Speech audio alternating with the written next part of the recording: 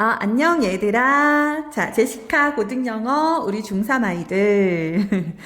잘 지내고 있지? 오늘은 특별히 쌤이 얼굴을 보여주기보다는 오늘은 책을 직접 보면서 선생님이 이제 직접 쓰면서 오늘 강의를 할 건데, 우리가 좀 장비가 좀 부실하다 보니까 아주 뭐 화질이 좋거나 그러지는 않겠지만 쌤이 그래도 최선을 다해서 한번 해볼 테니까 열심히 잘 따라오도록 하고요. 우리 단톡방에다가 쌤이 올려놓은 자료를 다운받아서 그걸 출력을 해서 지금 동영상 강의를 들을 수 있도록 그렇게 합니다. 그래서 강의를 들을 때에는 우리 교재도 필요하지만 그 프린트 수업을 할 거니까 프린트를 앞에다 놓고 빨간 펜이나 뭐 색깔 펜, 그 다음에 검정색 펜과 또 우리가 뭐죠? 그거 수정펜 이거를 같이 옆에다 놓고 수업을 받고요. 볼륨을 조금 높이도록 하고요.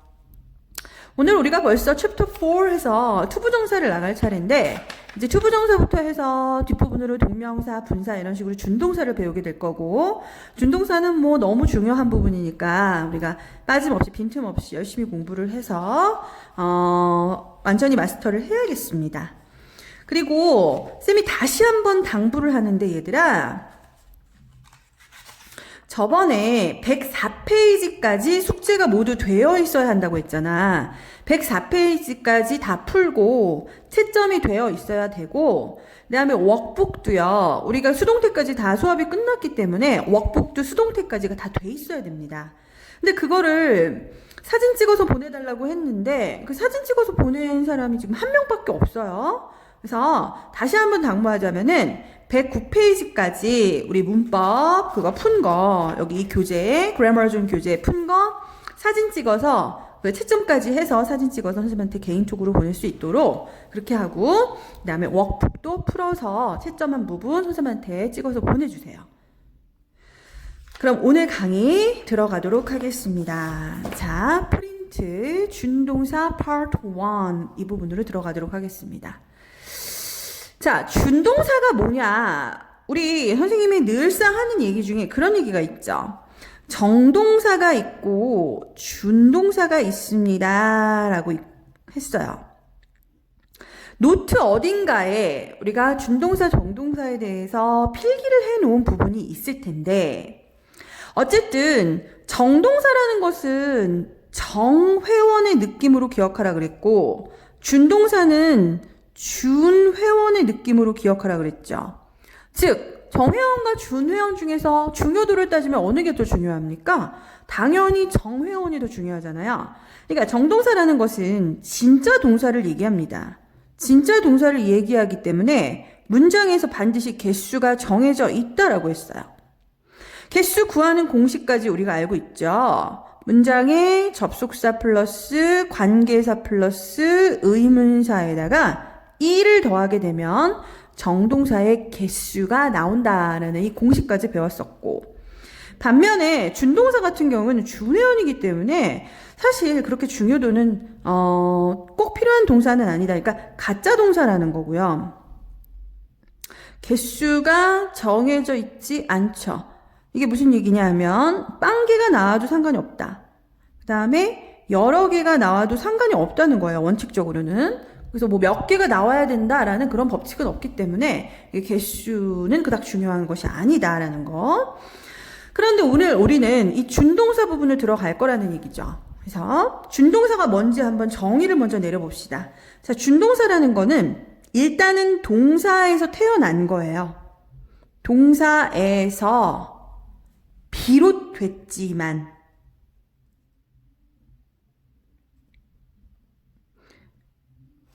너희들도 이 프린트물에다가 똑같이 필기를 해야 돼. 쌤 강의를 들으면서 자 스스로 암기하면서 여기에 필기를 할 수 있도록 생각하면서 조금 강의를 들을 수 있도록 그렇게 해야 됩니다.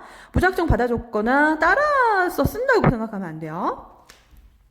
동사에서 비롯됐지만 절대 동사는 아닌 것이라고 우리가 정의를 내려볼 거야.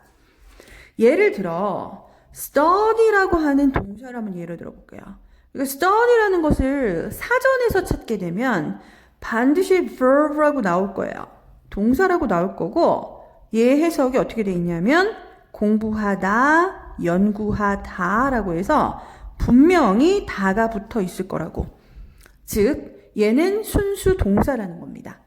하지만 이 앞에다가 to를 붙이는 순간, 자, 어떻게 변했어요? to를 붙이는 순간 얘는 절대 뭐가 아니다? 동사가 아니다라는 겁니다. 그러면 동사가 아니라 뭡니까? 이렇게 열어봤을 때 알 수 있다, 없다? 없다. 자, 품사가 정해져 있지 아니하다.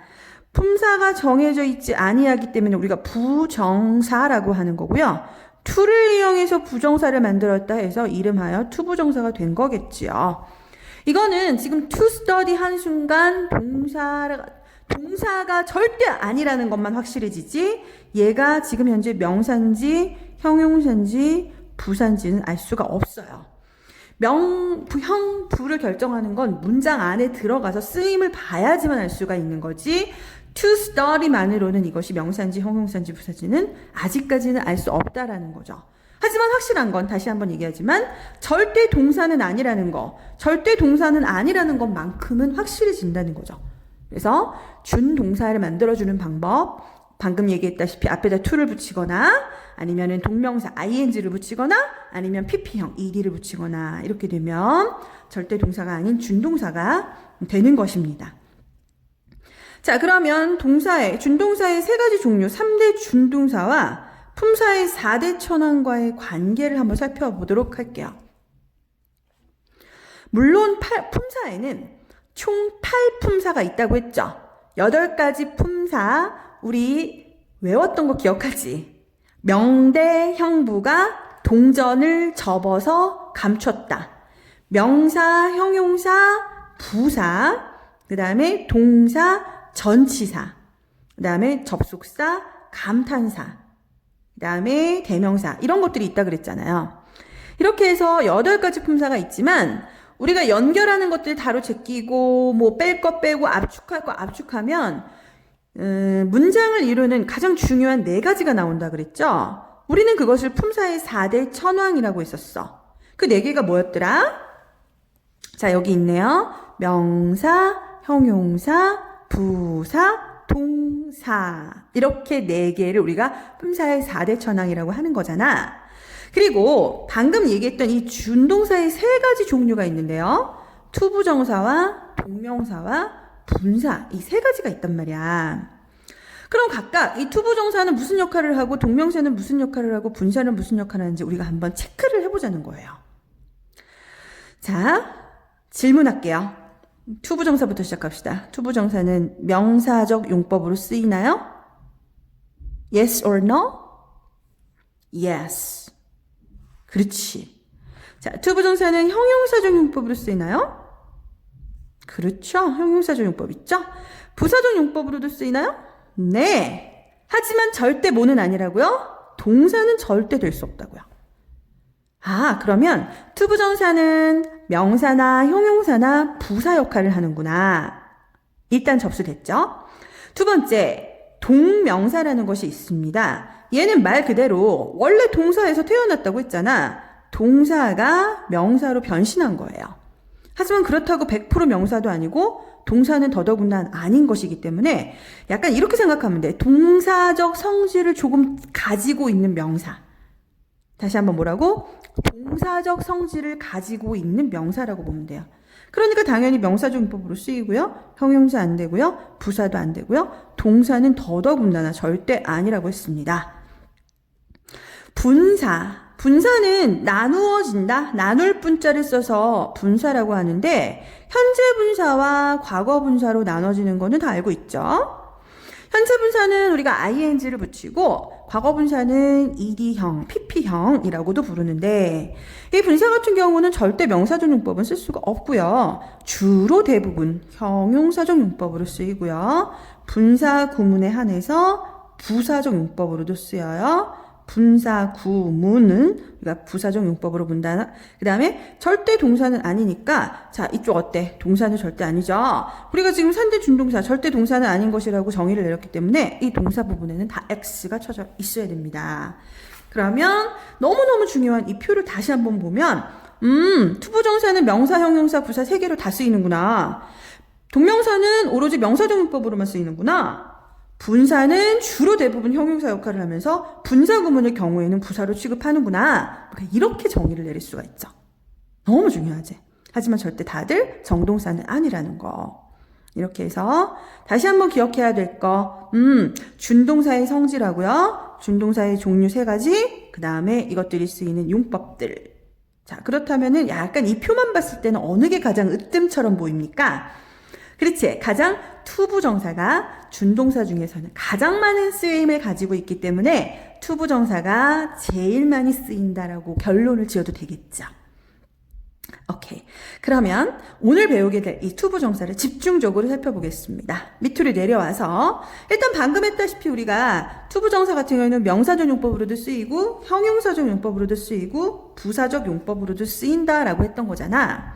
그럼 먼저 명사적 용법으로 쓰이는 것을 볼게요. 자, 우리 여기다 써볼까요?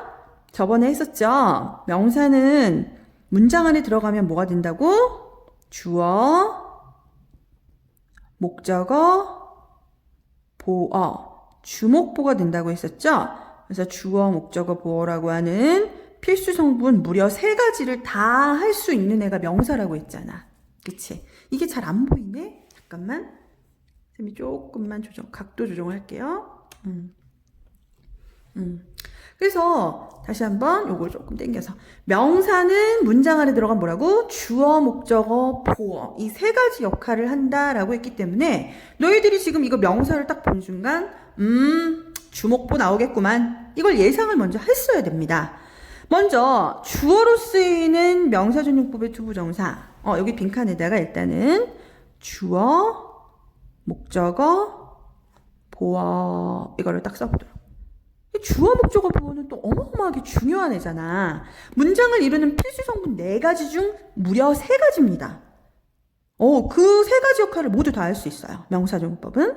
그래서 우리가 빈칸을 한번 채워서 예문을 만들면서 한번 볼 텐데 내 모습을 비디오에서 보는 것은 아주 이상하다. 자, 뭐뭐 하는 것은 는이 여기에 붙어 있기 때문에 여기까지가 주부가 되어야 될 거잖아요. 자, 그럼 보는 것은 붙었으면 to watch, to see 라고 써도 상관없습니다. 너의 모습을 이니까 뭐죠? to watch you 라고 쓰면 되겠죠. 그 다음에 비디오에서라고 그랬으니까 on video 이렇게 쓰면 되겠고 여기까지가 주어가 됩니다. 그래서 to watch you on video is 아주 이상하다. 아주 이상하다. very strange. 이렇게 쓰면 문장이 될 텐데 자, 비디오에서 너를 보는 것은에서 이 to watch가 바로 투부정사의 명사적 용법이 되면서 주어 역할을 하는 것이 되는 것이죠. 그러면 이 to watch 대신에 우리가 뭐를 쓸 수 있냐면 한 단어로 watching이라고 해서 동명사를 써도 되는 거잖아, 사실은. 그치? 그런데 쌤이 여기서 팝 퀴즈, 돌발 퀴즈를 하나 내자면은 이것을 가주어, 진주어로 표현할 수 있죠. 자, 가주어, 진주어 표현으로 바꾼 문장을 쌤한테 개인톡으로 보내주세요. 자, 여기서 뭐예요? 팝 퀴즈. 가주어, 진주어로 바꾼 문장을 쌤 개인톡으로 보내주세요. 그 부분이 팝 퀴즈입니다. 그래서 얼마든지 우리가 이것을 가주어, 진주어로 바꾸고 오히려 가주어, 진주어로 바꿔서 쓰는 문장을 조금 더 영어에서는 좋아한다는 거 다 알고 있지?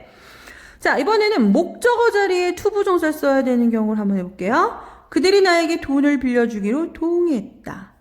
그들이 동의했다. 부터 써줘야겠지? They agreed. 돈을 빌려주기로인데 이걸 투부정사로 써보자는 거죠. to 빌려주다가 영어로 뭡니까? borrow는 빌리다고요. 빌려주다는 lend입니다. 나에게니까 me 약간의 돈이겠죠. some money. 이런 식으로 우리가 영작을 할 수가 있는데 여기서 they는 주어고 agreed가 동사라면 이 agreed의 목적어로 to 부정사를 쓴 거니까 to 부정사는 얼마든지 목적어로 올 수 있다. 단 조심해야 될 것은 아무 때나 to 부정사를 목적어로 쓸 수는 없죠. 그래서 to 부정사를 목적어로 취하는 동사들을 좀 알고 있어야 된다. to 부정사를 목적어로 취하는 동사들, 이런 것들을 따로 우리가 암기해서 다시 정리를 할 겁니다. 이번에는 보어 자리에 오는 to 부정사를 보도록 할게요. 문제는 여기까지가 주어겠네, 그지? 그 의사에게 전화할지 말아야 할지이다. 할지 말지. 할지 말지. 이거 뭡니까? whether 생각이 나죠. if나 whether. 일단 문제는 부터 써볼게요. The problem is 말아야 할지이다. 그래서 일단 whether로 한번 처리를 해보고 to 그 의사에게 전하는 거죠. call the doctor 말아야 할지니까 or not 이렇게 써보면 될 텐데 여기에 있는 이 비동사라고 하는 것 뒤에 나오는 게 바로 비동사 바로 뒤에 있는 것을 우리가 보어라고 하는데 보어 자리에 뭐가 왔어요? to 부정사가 왔죠. 하지만 이 to 부정사 앞에 또 의문사와 같이 어울리게 되면서 의문사 플러스 to 부정사로 쓰이는 것 이렇게 나왔는데 자 여기서 기억을 하나 해둬야 될 거요. 의문사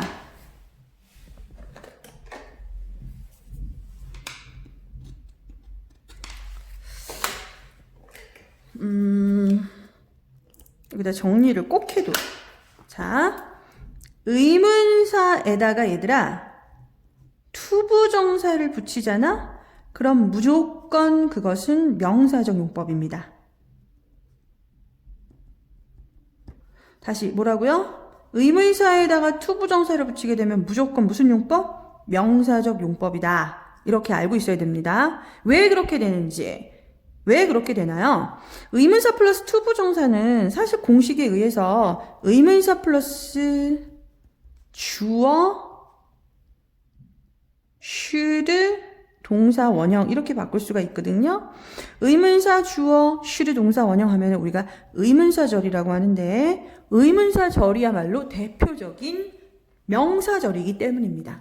그래서 의문사 플러스 to 부정사는 명사적 용법이다. 우리가 이렇게 기억을 하면 되겠지. 여기까지가 명사적 용법이었어. 다시 한번 정리해보자. 명사적 용법은 문장 안에 들어가서 주어, 목적어, 보어 역할을 하는데 주어 역할을 할 때 맨 앞에 to 부정사가 나오게 됐을 때 우리가 그것은 동명사랑 거의 같은 것으로 취급을 하죠. 그런데 to 부정사는 문장에서 좀 길어지는 원형이라고 보는 경향이 있기 때문에 to 부정사가 문장 맨 앞에 나왔을 때는 가주어, 진주어, 구문을 사용하는 것이 일반적이에요. 그래서 아까 우리가 예문을 만들었던 그 문장을 가주어, 진주어를 사용해서 다시 한번 선생님한테 개인톡으로 보내달라고 했고 그 다음 목적어 같은 경우에는 to 부정사를 물론 목적어로 취할 수 있지만 그건 앞에 있는 동사에 따라서 조금씩 달라진다라고 얘기를 했었고요.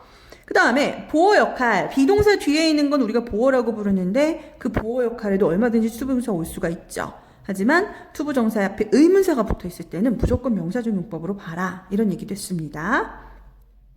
자, 그 다음에 형용사적 용법 볼게요. 형용사라는 건 얘들아 원래부터 그래. 원래부터 하는 역할이 두 가지지. 무슨 역할? 명사를 수식하기도 하면서 보어 역할도 하잖니. 명사를 수식하면서 보어 역할도 하는 거 똑같아요. to 부정사도 수식을 하고 또 보어 역할도 되겠죠. 그래서 먼저 첫 번째 명사를 수식하는 경우를 예문을 작성을 해볼 텐데 John은 내가 의지할 유일한 사람이야 라는 문장을 만들어 보고 싶어. 그럼 당연히 주어는 John이 되겠죠. is 일단 유일한 사람이다 라고 해요. the only person. 일단 여기까지 썼을 때 문장은 완성이 됐어요. 주어 나왔죠? 동사 나왔죠? 비동사 뒤에 있는 보어까지 완벽하게 the only person, 유일한 사람이다 라고 나왔습니다. 그런데 여기서 수식이 들어가야죠. 내가 의지할 이렇게 딱 들어가죠. 의지했더니 아니라 의지하리라고 돼 있죠. 그러면 이거는 미래지향적인 어구라는 것을 알 수가 있죠. 미래를 지향할 때는 to 부정사 씁니다. 그래서 to 의존하다 하면은 depend 까지만 쓰면 틀리겠죠. depend라는 것은 직접 person을 목적으로 취할 수가 없어요. 그래서 뭐까지 붙여줘야 된다? 그렇지. on까지 붙여줘야지 person을 목적으로 취할 수가 있겠죠. 결국은 depend on the only person 이렇게 됩니다. 그 사람에게 의존하다. 그래서 on까지 오게 되는 것이죠.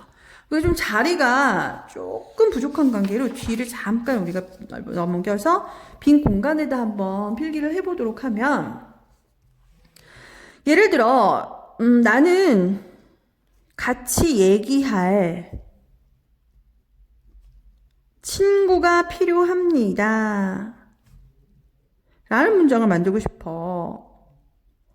그러면 I need a friend가 되겠죠. 그런데 같이 얘기할 하면서 앞으로 미래지향적으로 앞으로 얘기할 친구가 필요하다 하니까 to 부정사를 이용해서 수식을 해야 되는데 얘기하다 하면 talk겠죠? talk. 근데 여기까지만 쓰면 틀린다는 거야. 왜 틀리냐면 a friend이라는 것이 결국에는 이 토크의 목적어가 돼야 되죠. 그렇다면 목적어니까 여기다가 우리가 a friend를 한번 위치시켜 볼게. 그러면 영어에 이런 문장이 있냐는 거죠. talk a friend? talk a friend? talk a friend라는 문장 있습니까? 없죠. 왜 그러냐면 talk 자체는 자동사입니다. 자동사는 이렇게 목적어를 바로 취할 수가 없고요. 전치사를 꼭 동반해야 된다는 거죠. 근데 같이 얘기한다 그랬잖아. 그러니까 전치사 뭐가 들어가는 게 좋겠어? with가 들어가야겠죠. 그렇다면 결국에는 어디서 끝나야 돼요? I need a friend to talk with 까지 끝나야 된다는 거죠. 그래서 friend를 다시 지우고 이 자리에다가 뭐를 넣어줘야 된다? with를 넣어줘야 된다. with를 넣어야 앞에 있는 friend를 수식할 수가 있게 되는 것이다. 하나만 더 해봅시다. 나는 살 집이 필요합니다. 라고 했어요. 그럼 이것도 영어로 만들어 보면 I need a house to 살다니까 live를 붙이고 싶은 거야. 그런데 확인사살 하라 그랬죠? a house를 뒤에다 한번 써보라는 거지. 과연 이런 문장이 있나? live a house? 있어요? 없단 말이지. live는 무슨 동사? 자동사이기 때문에 이렇게 목적어를 직접 취할 수가 없고 전치사 뭘 집어넣어줘야 된다? in. 그럼 정답이 어떻게 돼요? I need a house to live in 에서 끝나줘야 된다는 거지. 그래서 앞에 있는 명사를 한번 뒤로 가져와 보면 우리가 쉽게 알 수가 있습니다. 반면에 이걸 한번 만들어 볼게요. 나는 먹을 음식이 필요해요.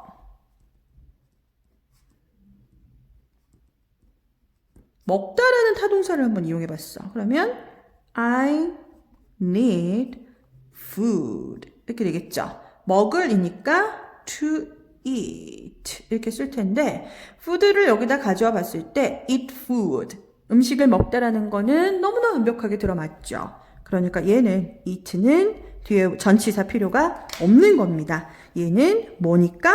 타동사니까 전치사 필요 없이 바로 food를 수식할 수가 있게 되는 것이다.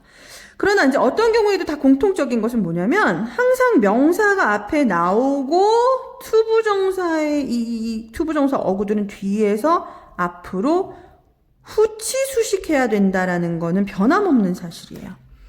우리가 수식을 할 때 두 단어 이상의 경우에는 뒤로 가서 수식하세요라는 법칙이 있잖아. 그러니까 항상 투부정사는 두 단어 이상이 될 수밖에 없죠. 그래서 항상 명사를 앞에 두고 투부정사가 뒤로 간다라는 거. 이게 바로 투부정사의 형용사적 용법, 전형적인 그런 용법이겠죠. 다시 앞으로 옵니다. 자, 투부정사는 아까 얘기했지만 형용사는 문장 안에서 수식 역할 말고도 보어 역할도 할 수 있다 그랬죠.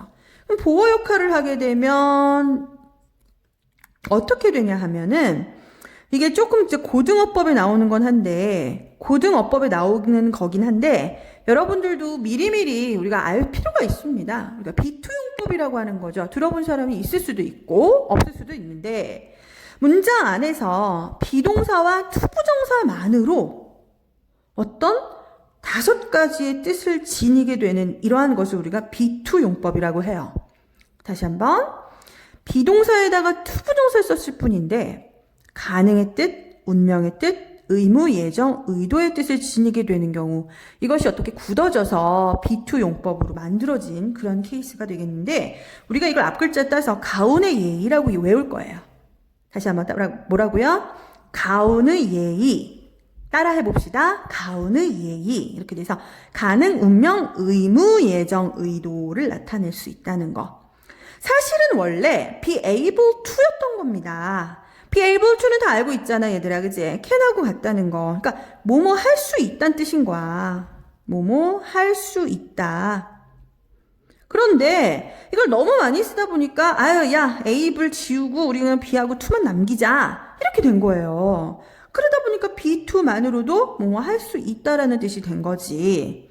그래서 여기 빈칸에다가 우리가 해석을 한번 써볼 건데 쌤이 해석 쓸 시간을 줄 거야. 자, 먼저 설명부터 할게요. 운명은 어떻게 된 거냐면 원래는 be doomed to 부정사라는 그런 용법이 있었는데 이것도 너무 많이 쓰이다 보니까 우리가 우리 doomed를 지우자 해가지고 be to만 남긴 거고 의무 같은 경우는 be bound to 동사 원형인데요. 이것도 많이 쓰는 표현이니까 너무 복잡해. bound 빼고 be to만 얘기해. 이렇게 된 거고 예정 같은 경우는 다 알죠. be going to 이게 원래는 will하고 같은 거 아니겠니? 그러다 보니까 많이 쓰이는데 이것도 역시 그냥 생략해 이렇게 된 거라고. 운명은 어떻게 해석하냐면은 뭐뭐 할 운명이다. 아주 그냥 담백하게 이렇게 써주면 되고요. 의무는 뭐뭐 해야만 한다 라고 해석해주면 되겠고요.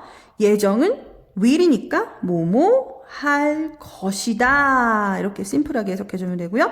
의도는 원래는 be willing to인데 willing이 생략되면서 뭐뭐 하려고 하다 라고 뜻이 굳어져서 비투용법이 된 거다. 어때요? 가능, 운명, 의무, 예정, 의도의 느낌이 나죠? 그래서 지금 잠깐 멈춤 화면으로 놓고 얘들아 pause 버튼을 누르고 옆에다가 뜻을 한번 열심히 적어보도록 하세요. 그리고 다시 재생 버튼을 눌러서 쌤이 말하는 정답하고 어느 정도 근접했는지 한번 대조를 해보도록 합니다. 자, 시작. 자, 답을 다 달았나요? 그러면 한번 답을 얘기해보자. 자, 해석 어떻게 됩니까? Not a cloud is to be seen in the blue sky. 파란 하늘에서 구름 한 점 볼 수 없습니다. not으로 시작했기 때문에 전체 부정이 되고요. 푸른 하늘에서 구름 한 점 볼 수 없습니다. 이렇게 해석이 되죠. 뭐뭐 할 수 없다의 뜻이 들어가야 맞는 거야. 자, 자신이 했던 그 해석하고 비교해 보세요. 어때요? 이렇게 해석했나요? 그 다음, the poet was to die young. 그 시인은 젊어서 죽을 운명이었습니다. 이렇게 해석을 했죠. 그 시인은 젊어서 죽을 운명이었다. be to만으로, 요거만으로 이렇게 뭐뭐할 운명이었다. 이렇게 해석해 준다는 거지. 그 다음 세 번째, the manager are to blame for the accident. 그 매니저가 그 사고를 비난받을 것이다. 즉, 그 매니저가 그 사고에 책임이 있다.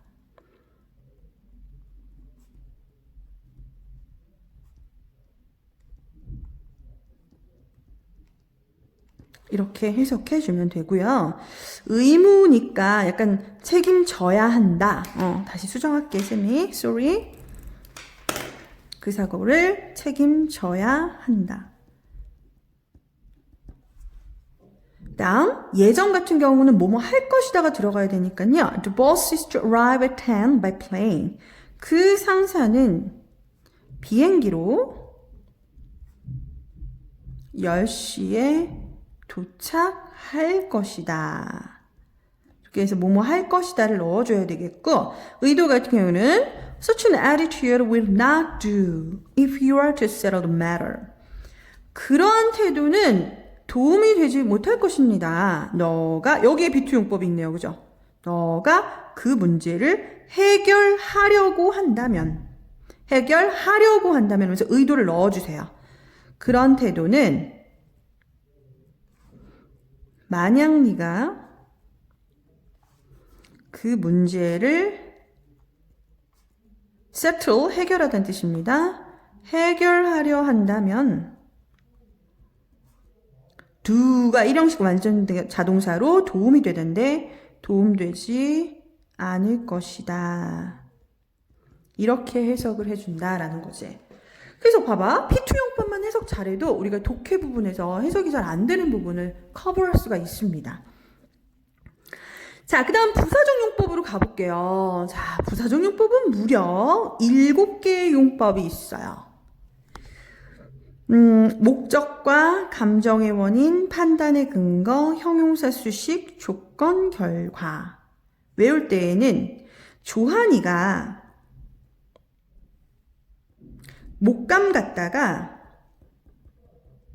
결판 내고 양보했어. 다시 뭐라고? 조한주는 아니야. 자, 조한이가 목감 갔다가, 목감이라는 그 구역이 있습니다. 그 지역이.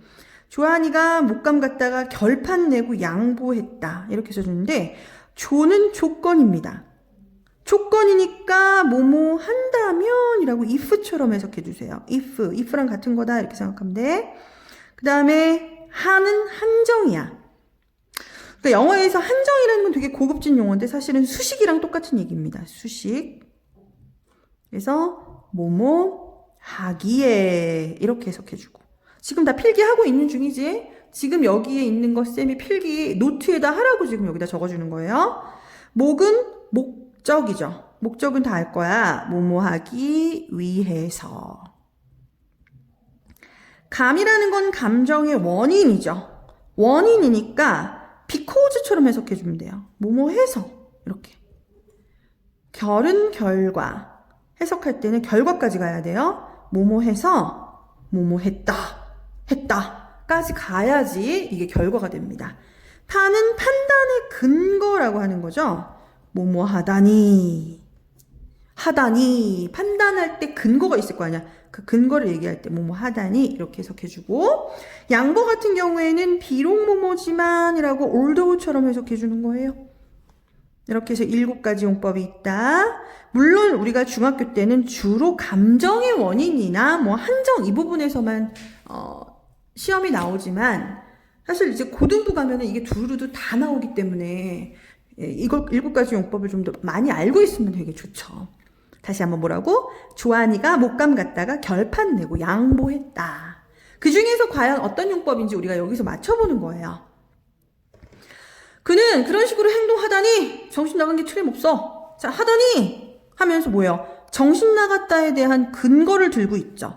정신 나간 게 뭡니까? 판단한 거죠. 그거의 근거는 뭐예요? 그런 식으로 행동하다니죠. 이게 바로 판단의 근거라는 거죠. 어떻게 해야 돼요? 틀림없다. Must be out of mind. 행동하다니를 투부정사로 쓰라는 거죠. To act. He must be out of his mind to act in that way. 그런 식으로 행동하다니 정신 나간 게 틀림없어. 판단의 근거라고 하는 겁니다. 자, B번. 그는 너무 늙어서 그런 힘든 일을 할 수가 없어. 너무 늙어서. 자, he is old enough. 충분히 늙었다는 거예요. 뭐 하기에?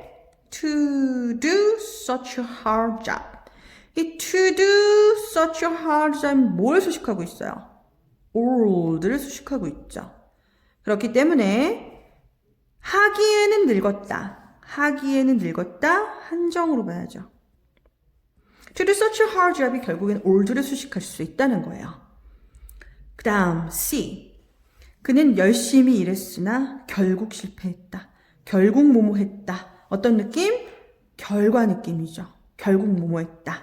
자, 열심히 일했으나 결국 실패했다. 어떻게 쓸까요? He 열심히 일했다. worked hard. 열심히 일했죠.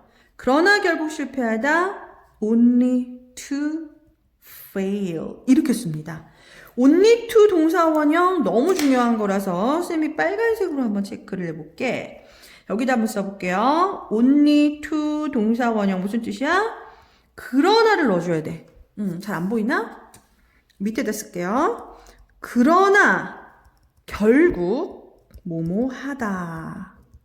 자, but이나 however 없이도 only to 동사 원형만으로 그러나 결국 뭐뭐 하다의 뜻을 지닐 수 있게 되는 이것이 바로 to 부정사의 결과적인 용법이라는 거야. 대단하지? 그래서 이거는 결과라고 쓰면 될 것 같고요. 자, 다시 이쪽으로 와서 우리는 그가 이미 죽었다는 말을 들어 놀랍습니다. 뭐야? 놀랍다. 감정을 얘기를 했네? 그런 다음에 뭐야? 말을 들어서라고 이유를 얘기했잖아. 그죠? So surprised. 놀랐다 해놓고서는 왜요? To hear that he already died 하면서 to 부정사가 surprise에 대한 이유를 얘기하고 있죠. 이것은 감정의 원인이라고 하는 겁니다. C. 그녀가 영어 말하는 걸 듣는다면 넌 그녀를 원어민이라 여길 거야.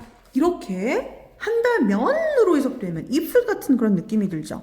그러니까 맨 앞에다가 to hear 써주라는 거야. 원래는 이게 if you hear 이었겠죠. 근데 이게 간단하게 간소화되다 보니까 말이라는 건 계속해서 간단해져서 to hear 이렇게 되겠죠. her 영어를 말하다 speak English 이렇게 됐겠죠. 그녀가 영어 말하는 걸 듣는다면 너는 그녀를 원어민이라 여길 거야. You will consider her for a native. 원어민 native라 여길 거야 하면서 조건을 달았죠. 그 다음 마지막 그녀는 장학금을 타기 위해 열심히 공부했다. 열심히 공부했다. Studied really hard. 아주 열심히 공부를 왜 했다고요? To win a scholarship. 스콜러십이 장학금이에요. 그래서 몸을 하기 위해서라는 목적이 들어가 있죠. 가장 흔한 용법이 될 텐데 이렇게 해서 우리가 투부정사의 부사적 용법까지 봤습니다. 다시 한번 읊어봐. 조한이가 목감 갔다가 결판 내고 양보했다. 이렇게 됩니다. 그래서 다시 한번 처음부터 다시 한번 쭉 훑어보세요. 자, 우리가 준동사를 배우기 전에 개괄적으로 뭘 배웠어요? 네 가지 투부정사, 동명사, 분사에 대해서 살짝 개괄적으로 봤죠. 투부정사는 명사, 형용사, 부사 역할을 모두 할 수 있고 동명사는 문장 안에서 오로지 명사 역할만 할 수 있고 분사는 주로 형용사로 쓰이고 분사 구문에 한해서 우리가 부사로 본다. 먼저 명사정법에서는 주목보가 되는데 주어, 목적어, 보어 역할. 형용사에서는 수식 역할과 보어를 하는데 수식할 때는 항상 뒤로 가서 명사보다 뒤에 위치되어서 후치 수식을 하게 되겠고 그 다음에 비투용법이라고 하는 좀 고급진 우리가 문법을 배웠는데요. 5가지 가운의 예의라고 하는 거고요. 부사조용법에서는 7가지 조한이가 목감 가서 결판 내고 양보했다를 제각기 제대로 가장 부드럽게 해석할 수 있으면 그게 영어를 잘하는 거겠죠. 그래서 준동사 파트 1은 이렇게 해서 넘어가고요. 그 다음 조금 고급진 약간 이제 심화 부분으로 우리가 들어가 보도록 할게요. 다시 한번 반복되는 것도 있습니다. 방금 했던 거에서 자, 투부정사는 문장 안에서 3가지 품사가 된다. 뭐라고요? 명사, 형용사, 부사 이렇게 3가지로 쓰입니다. 투부정사의 의미상 주어. 형식상의 주어하고 의미상 주어가 다를 경우에는 대부분 for 플러스 목적격으로 표기합니다. 이 for 플러스 목적격이라고 해서 의미상 주어를 표기해 주는데요. 자, 이거에 대한 예문을 한번 뒤에서 만들어 보겠습니다. 우리는 노트 적극 활용해야겠죠. 예를 들어 우리 이런 문장 말해 볼게요. 수영을 하는 것은 쉽다? 이렇게 나타낼 수 있죠. 가주어를 사용해서 it is easy. 수영하는 것이니까 to swim. 자, it is easy 했을 때 is은 가주어겠고요. to swim 했을 때 to swim 부분이 진주어일 텐데 우리가 이 문장이 물론 틀린 문장은 아닙니다. 맞는 문장인데 이 문장만으로는 과연 누가 수영을 하는지를 알 수가 없죠. 누가 수영을 하고 누가 어렵다는 건, 아니, 누가 쉽다는 건지 그것에 대해서 정확하게 모른다는 거예요. 왜냐하면 형식상의 주어가 it이 있고 그 다음에 to swim이라고 진주어는 있지만 to swim을 하는 의미상의 주어는 표기되지 않았기 때문이죠. 그럼 이렇게 바꿔볼게요. 야, 내가 수영하는 거는 진짜 껌이야. 나는 수영 그렇게 잘해. 내가 수영을 하는 것은 쉽다라는 말을 여기다 넣고 싶을 때 어떻게 한다고요? 우리가 그것을 swim을 도대체 누가 하느냐? 내가 하는구나 라는 의미상 주어를 표기해 준다라고 하는 겁니다. 그러므로 여기에다가 it's easy 쓴 다음에 자, 의미상 주어는 위치가 항상 투부정사 바로 앞에 들어가요. 그래서 for 플러스 목적격이라 그랬으니까 for me to swim 이렇게 들어가면 이것도 맞는 문장이죠. 하지만 이거는 누가 수영을 하는지 알 수가 있게 된다. 이건 몰랐잖아. 누가 수영하는지 알 수 없었죠? 하지만 이번엔 누가 수영하는지 정확히 아는 거죠. 그래서 이때 it은 가주어, for이 의미상 주어, to가 진주어 이렇게 얘기하는 거예요. 무려 주어가 3개나 나오는 거지.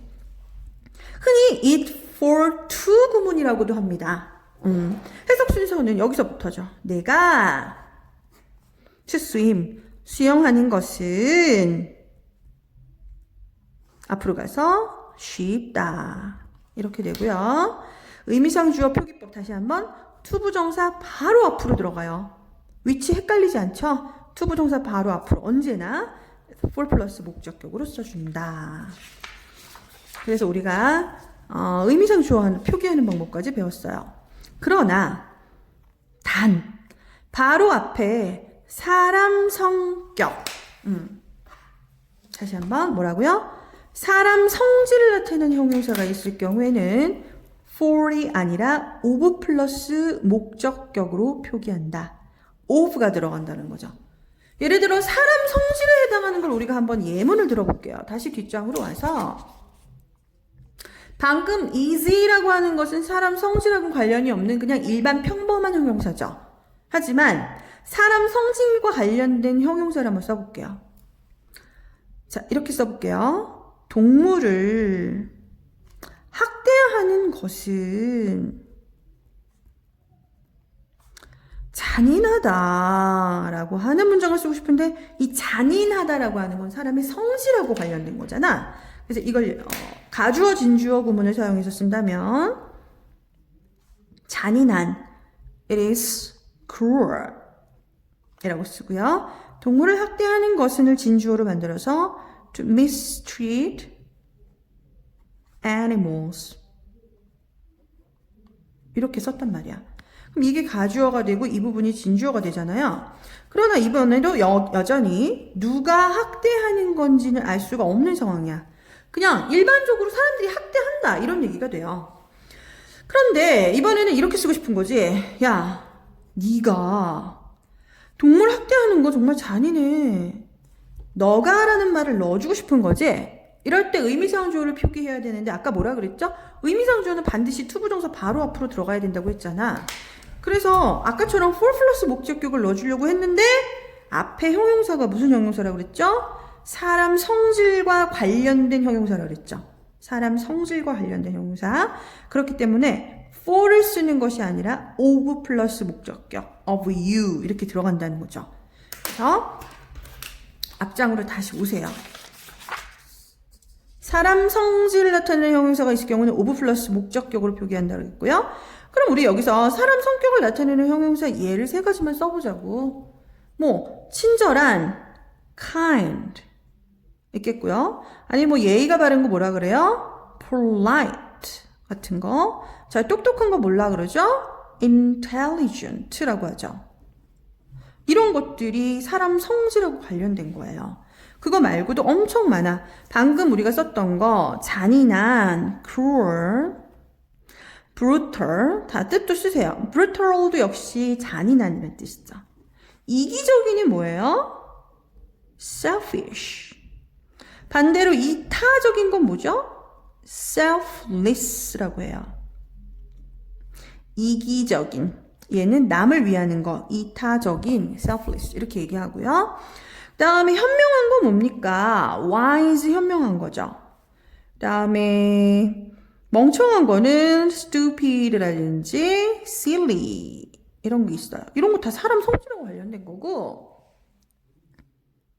아까 친절한 kind 썼지만 착한 거는 good 이라고 얘기하고 무례한 거는 rude 무례한이라는 뜻이에요. 이거는. 그 다음에 아까 polite 썼는데 반대말 impolite 하면은 또 공손하지 못한, 무례한 이런 뜻이 되고 또 아주 조심스러운 성격 뭐라 그래요? careful 이런 것도 다 사람 성질하고 관련된 거. 기타 등등이 있겠죠. 이런 것들이 있을 때는 of 플러스 목적격으로 쓰고 나머지 그냥 일반 형용사, 사람 성질하고 관련되지 않은 일반 형용사의 경우에는 for 플러스 목적격을 쓰는 것이 대부분이다. 자, 넘어가겠습니다. 투부정사에도 시제가 있다는 사실 알고 있었나요?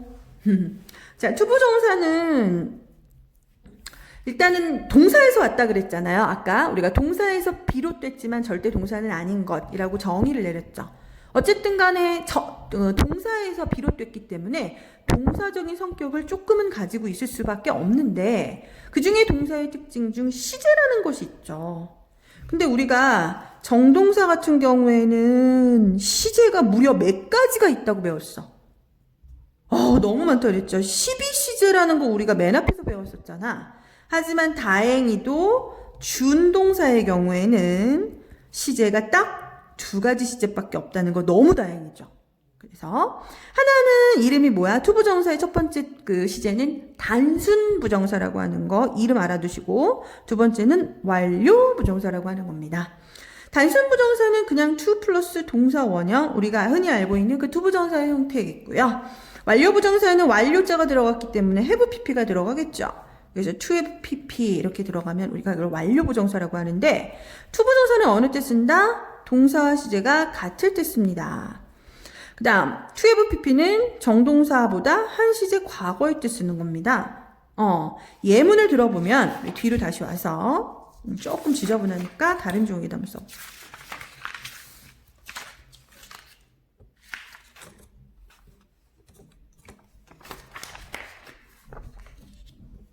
장비가 조금 부실해요.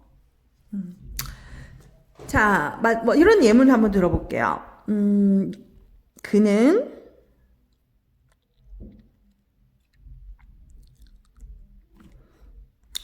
자, sorry. 이수로 바꿀게.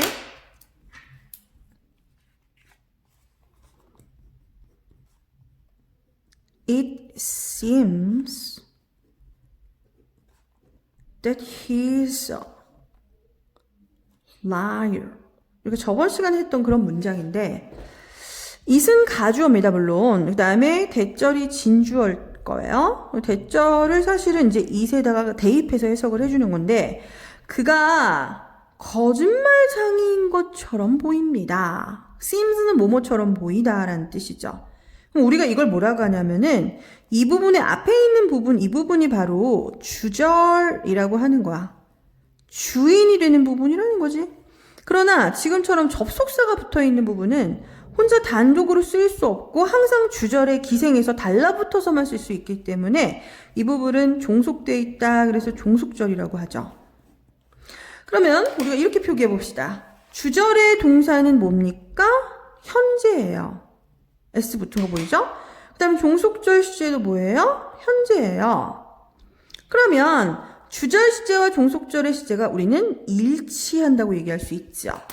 이렇게 일치할 때에는 우리가 이걸 단문으로 고쳤을 때 그냥 투부정사, 단순 부정사로 고쳐주는 거란 말이야.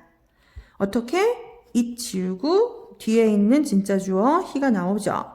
He seems that도 필요 없어. 이제 to로 바꾸고 be a liar. 이러면 같은 문장이 됩니다. 그래서 그는 거짓말쟁이인 것처럼 보여. 이때 우리가 무슨 투부정사 썼습니까? to 플러스 동사 원형 단순 부정사 썼죠. 이것이 의미하는 바는 뭐라고요? 앞에 있는 정동사하고 시제가 같은 거야 라는 걸 알려주는 거지. 그래서 여기가 현재니까 얘도 현재야 라는 걸 알려주는 하나의 표시입니다. 그러니까 그가 보이는 것도 지금, 그 다음에 거짓말쟁이인 것도 지금이라는 거예요. 하지만 우리 비교를 해보자. 이번 문장 어떻게 쓸 거냐면 it seems 까지는 똑같이 쓸 거야. 그 다음에 that he was a liar 이렇게 쓴단 말이야. 이번에는 주절의 시제가 현재인데요. 아이고. 주절의 시제는 현재인데 종속절의 시제는 과거라는 걸 알 수 있죠. 이럴 때는 우리가 불일치한다라고 얘기를 하는 겁니다. 이때 이것을 단문으로 또 고쳐보면 he 앞으로 나오겠죠. 그 다음 주절 동사 seems는 그대로 내려오란 말이야. 그리고 that 대신에 to를 쓸 거고요. 이번에는 과거, 시제가 일치하지 않았기 때문에 우리가 여기서 단순 부정사를 쓰는 것이 아니라 완료 부정사를 써서 to have been, to have pp를 이용해서 바로 완료 부정사를 써줬다는 겁니다. 이렇게 완료 부정사를 쓰게 되면은 독자들한테 뭐를 알려주는 거냐면은 야 여기 있는 동사하고 일치하지 않아. 얘보다 한 시제 과거야 라는 걸 알려주는 거거든. 그러면 무슨 뜻이 되냐? 추측은 지금 하는 거야. 아 그는 뭐뭐인 것 같아. 추측은 지금 하는 거지만 거짓말쟁이였던 건 과거의 거짓말쟁이였다는 거죠. 과거에 거짓말쟁이였던 것 같아 라는 겁니다. 그래서 시제가 다르죠. 이럴 때 쓰는 것이 우리가 투부정사, 그 다음에 완료부정사 이렇게 쓰는 거기 때문에 시제에 따라서 달라진다라는 거 알 수 있죠. 그래서 이렇게 두 가지 단순부정사, 완료부정사로 나눠봤습니다. 자, 이번에는 태를 가지고 한번 구분해 볼 거야. 당연히 능동태는 투부정사예요. 투 플러스 동사 원형이고요. 수동태 부정사는 당연히 to be pp겠죠. 그래서 be pp를 붙여주면은 이것이 수동태가 됩니다. 그래서 의미상 주어와의 관계가 능동인지 수동인지에 따라서 또 달라지겠죠. 자, 그 다음 밑으로 내려와서 to 부정사를 부정하고 싶어. 부정이면은 not을 붙여주거나 never을 붙여주는데 not이나 never를 to 부정사의 바로 앞에 위치시킨다는 거. D가 아니라 항상 to 부정사의 바로 앞, 즉 not to 동사 원형 또는 never to 동사 원형 이런 형태가 되겠죠. 자, 그 다음 반드시 to 부정사만을 목적으로 취하는 동사를 10개 이상 쓰세요 라고 하는데 요것이 또 두 번째 돌발 퀴즈 팝 퀴즈가 되겠는데요. 여기에 있는 걸 정확히 맞춰서 쌤한테 이걸 찍어서 보내도 좋고 아니면 개인톡으로 타이핑을 해서 해도 좋고 이거 다음 시간에 우리가 맞춰보도록 하죠. 자, 그 다음 7번에서는 to 부정사의 한계라고 하는 걸 여기다 좀 써볼게요. to 부정사에 한계가 있다? 아까 분명히 to 부정사는 명사도 되고 형용사도 되고 부사도 된다면서요. 으뜸이라고 하지 않았나요? 그런데 한계가 존재해요. 자, 바로 뭐냐? 5형식 문장에서는 자, 여기다 한번 5형식을 써볼게. 너희들 다 알겠지만 뭐 5형식은 어떻게 생긴 거죠? 주어, 동사, 목적어, 목적격, 보어. 이렇게 해서 이루어진 게 바로 5형식이죠. 그런데 원래대로 원칙대로라면 이 목적어가 될 수 있는 거 당연히 투부정사 나올 수 있어야 정상이죠. 아까 우리 분명히 투부정사는 명사니까 목적어로 쓰일 수 있다고 배웠잖아. 그런데 5형식 문장에서는 목적어 자리에 투부정사 또는 대절을 쓸 수가 없어요. 다시 한번 이 문장을 꼭 좀 기억해 주세요. 오형식 문장에서는 목적어 자리에, 이 자리에 투부정사나 대절을 쓸 수가 없다. 그럼 어떻게 해야 되냐? 나 투부정사 쓰고 싶어. 그럴 때 어떻게 해야 돼? 이 투부정사를 맨 뒤로 보내고요. 이 목적어 자리는 딱 비게 되죠? 자, 쌤이 해볼게. 여기에 있는 목적어, 투부정사였던 목적어를 어디로 보내라고? 문장 맨 뒤로 보내라고. 원래 이 목적어 자리에 투부정사가 있었는데 이걸 맨 뒤로 보내버리는 거예요. 그럼 투부정사나 대절은 여기에 쓰이게 되겠죠. 보어보다도 더 뒤로 가게 되는 거니까. 그리고 여기가 텅 비어버리게 되잖아? 이걸 우리가 가짜 목적어 is로 대체를 하는 거예요. 여기에 이렇게. 그러면 우리가 어떻게 표기할 수가 있냐면은 여기에 있는 it은 가짜 목적어, 가목적어다 이렇게 얘기를 하는 거고요. 여기에 있는 게 진짜예요. 이게 진목적어다 이렇게 얘기를 하는 거예요. 이거는 해도 되고 안 해도 되는 게 아니라 반드시 필수입니다. 투부정사, 대절이 목적어로 나올 경우에는 맨 뒤로 보내고 그것을 가목적어 is로 대체한다. 결국에는 목적어 자리가 길어지는 게 싫은 거겠죠. 그쵸?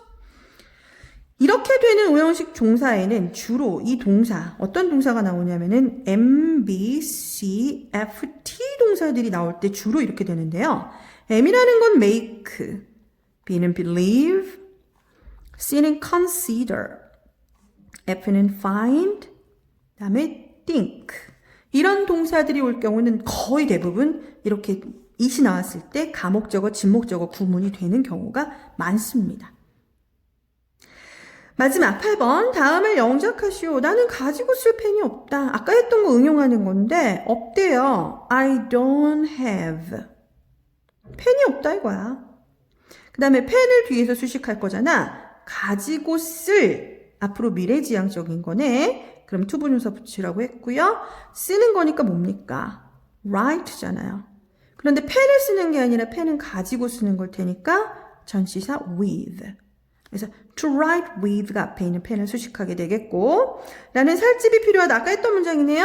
I need a house. 다 같이 I need a house to live in. 이거는 그냥 뭐 아까 했던 거 잠깐 복습하느라 나온 것 같아.